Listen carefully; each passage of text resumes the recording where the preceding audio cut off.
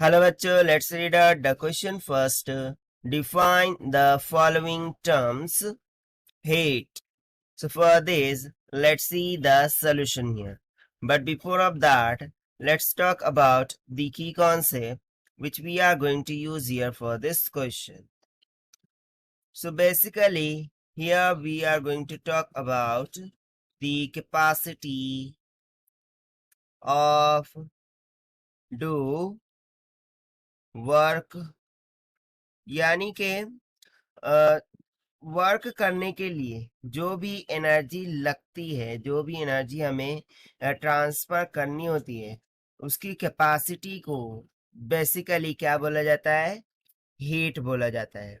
तो चलिए हम इसको डेफिनेशन के अकॉर्डिंग अंडरस्टैंड कर लेते हैं कि हीट एक्चुअल में होता क्या है। So it's definition is heat is a transfer of kinetic energy from one medium to another medium or object. So such an energy transfer can occur. So अब basically heat को किस तरीके से define किया गया है कि जो भी काइनेटिक एनर्जी है वो एक मीडियम से दूसरे मीडियम में ट्रांसफर हो रही है, एक ऑब्जेक्ट से दूसरे ऑब्जेक्ट में ट्रांसफर हो रही है।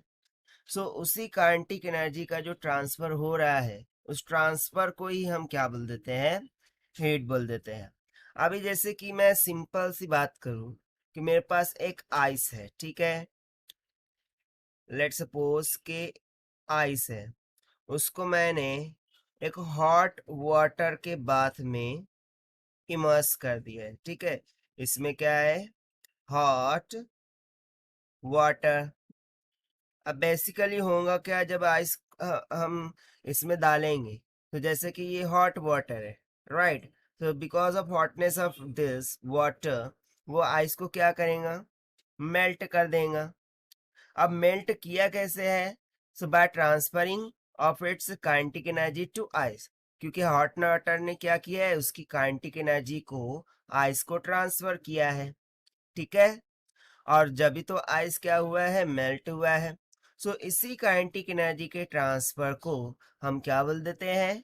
हीट बोल देते हैं। और इन अनदर वे हम इसको डिग्री ऑफ हॉटनेस भी बोल सकते हैं ना। यदि मैं इसके बारे में और कुछ पॉइंट्स नोट डाउन करूं, so such energy transfer can occur in 3 ways. Okay, यहाँ पर हम लिखेंगे transfer can occur in 3 ways। ये जो ट्रांसफर होता है ये 3 तरीके से हो सकता है।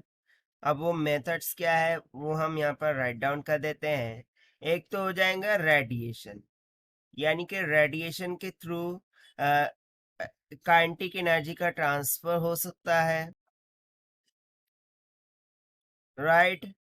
सेकंड हो सकता है थ्रू आउट द कंडक्शन, ठीक है, कंडक्शन के थ्रू काइनेटिक एनर्जी का ट्रांसफर हो सकता है। एंड थर्ड कन्वेक्शन, ठीक है, जो कि हमने यहाँ पर देखा अभी, कन्वेक्शन के थ्रू भी काइनेटिक एनर्जी का क्या हो सकता है? ट्रांसफर हो सकता है। So this is what whole about the term heat which was asked throughout the question, and we have solved by using the simple concept of capacity of do work concept. So this is the required solution. I hope you understood well. Best of luck. Thank you.